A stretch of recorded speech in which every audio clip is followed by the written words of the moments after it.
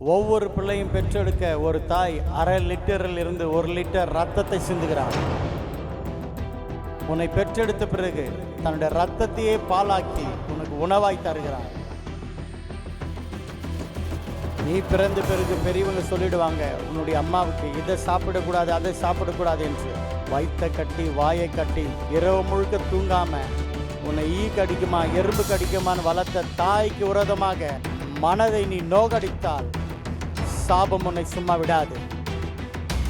வேதம் சொல்லுகிறது, உனக்கு நன்மை உண்டாயிருப்பதற்கும் பூமியில வாழ்கிற நாட்கள் எல்லாம் நீ நீடோடி ஆசீர்வாதமாய் வாழும்படிக்கு உன் தாயும் தகப்பனையும் கனம் பண்ணுவாயாக என்று. அருமையான வாலிப தந்தையாக நீங்க அவங்க மடியில் இருக்கும்போதே இரவில் தூக்கத்தை விட்டுடுவா. அதுதான் பெரியவங்க சொல்லுவாங்க, ஈ கடிக்குதா எறும்பு கடிக்குதா என்று அந்த தாய் உங்களை பாதுகாப்பா. நீங்கள் வீட்டுக்கு வந்ததுலேருந்து இவன் நினச்ச இடத்துக்கு போக முடியாது. நீங்கள் கரு உண்டாகும் போது வயிற்ற கட்டினவ, பிறக்கிற நேரத்தில் தன் வாயை கட்டினவ, தனக்கு விரும்பினதை சாப்பிட முடியாமல் பிறந்த பிறகு எங்கேயுமே போகாமல் தன் காலை கூட கட்டி போட்டுக்குவா. உனக்கு ஜுரம் முடியலைன்னா அவளுக்கு உயிரே போகிற மாதிரி இருக்கும். நீங்கள் முடியாத நிலையில் வாரம் கணக்கில் படுத்துட்டு இருந்தீங்கன்னா, ஐயோ என் பிள்ளைக்கு என்ன ஆகுமோ என்று சொல்லி ஆண்டவர்கிட்ட அவள் ஜபிக்கிற ஒரு ஜபம் என்னவென்றால், ஆண்டவரே என் உயிரை எடுத்துட்டுப்பா, என் பிள்ளையை காப்பாற்றிருங்க. தன் வாழ்க்கை முழுக்க என் பிள்ளையே நினச்சிட்டு வாழ்வான். இது ஒரு பக்கம் என்றால், தகப்பனை குறித்து நமக்கு அவ்வளவு தெரியாது. நன்றாக கவனிங்க, ஒரு தாய் ஒரு குழந்தைய 9 மாதம்தான் சுமக்கிறா. ஆனால் அந்த தாயையும் அந்த குழந்தையும் சேர்த்து காலமெல்லாம் சுமக்கிறவன் அப்பந்தான். அவருடைய பாசத்தையும் அவர் அன்பையும் நமக்கு தாயை போல வெளிப்படுத்த மாட்டார். அவரை நீ நேசித்தாலும் நேசிக்காமல் போனாலும் உண்மையில இரக்கமுள்ளவராக இருப்பார். நீங்கள் வளர்ந்ததுக்கு காரணம் என்ன தெரியுமா?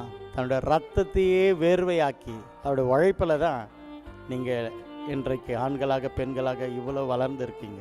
சுருக்கமாக சொல்ல போனால், உலகத்தில் ஒரு தியாகி என்றால் உங்களுக்காக அவர் ரத்தம் சிந்தி இருக்க வேண்டும்.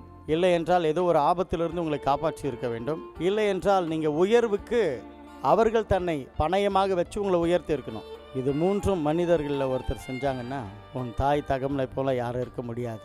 அதனால் அருமையான என் தம்பி தங்கச்சி, கர்த்தர் உங்களை ஆசீர்வதிக்கணும்னு நான் சொல்கிறேன்.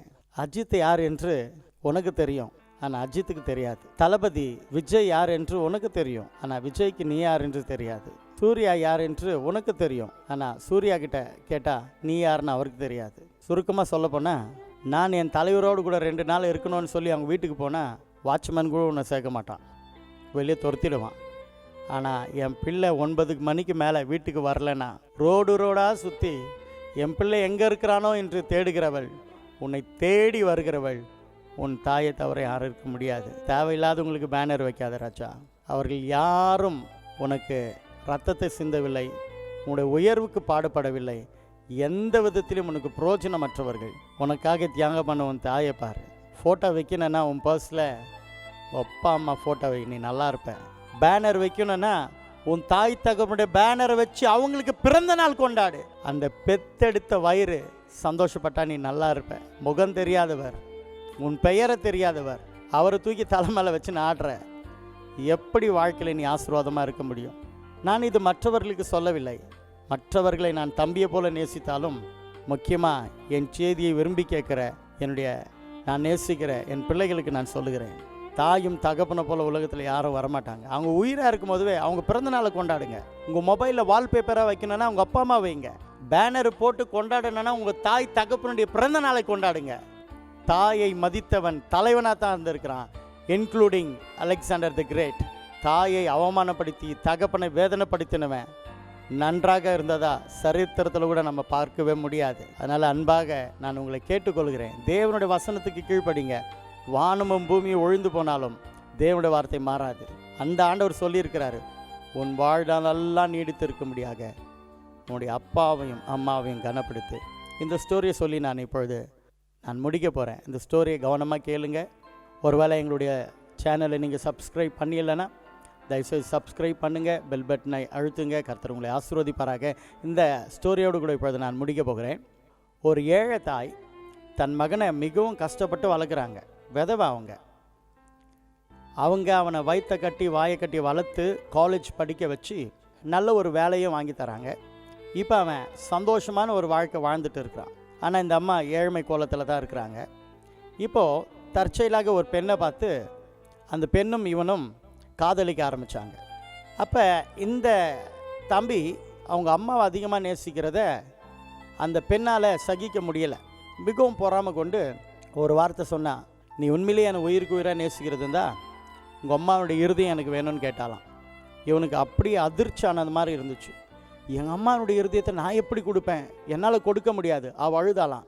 அப்போ என்னை விட உங்கள் அம்மாவை தான் நீங்கள் அதிகமாக நேசிக்கிறீங்க, அப்போ ஏன் என்னை திருமணம் பண்ணிக்கொள்ள போகிறீங்கன்னுட்டு ரொம்ப டார்ச்சர் பண்ணாலாம். கடைசியாக அவள் சொன்னாலாம், உங்கள் அம்மாவுடைய இருதயத்தையே என் கையில் கொண்டு வந்தால் தான் என்னை உண்மையாக நேசிக்கிறீங்கன்னு நான் நம்ப முடியும். இல்லாட்டி உங்கள் அன்பு போய் உங்களை நான் திருமணம் பண்ணிக்கொள்ள மாட்டேன், நீங்கள் வேறு யாராச்சும் பார்த்துக்கொள்ளுங்கன்னு சொல்லிட்டு போயிட்டான்.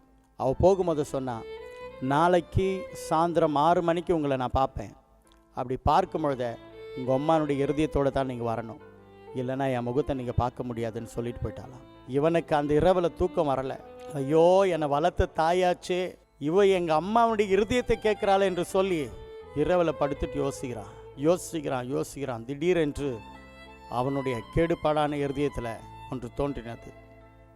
நம்ம இருதயம் சரியில்லை, அதுதான் வேதம் சொல்லுது. அவன் என்ன நினச்சான், எங்கள் அம்மா இன்னும் கொஞ்ச நாளில் செத்துருவாங்க, ஆனால் என் மனைவி என்னோடு கூட காலமெல்லாம் வாழ்கிறவ,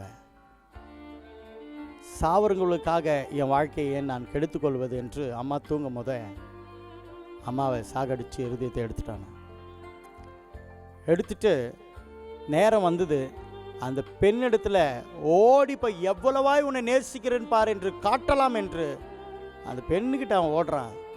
திடீரென்று கல் தடிக்கு கீழே விழுகிறான். அப்போது தாயினுடைய இருதயம் கீழே விழுந்து சொல்லிச்சான், மகனே வலிக்குதாப்பா, பார்த்து ஓடக்கூடாதா என்று. அதுதான் தாயினுடைய அன்பு. அருமையான தேவ பிள்ளைகளே, உங்கள் தாய் தகப்பன் நேசிங்க, அவங்கள கொண்டாடுங்க. வானத்தையும் பூமியும் படைச்ச ஆண்டவராகிய இயேசு கிறிஸ்து உங்களை அபரிவிதமாக ஆசீர்வதிப்பார். May God bless you.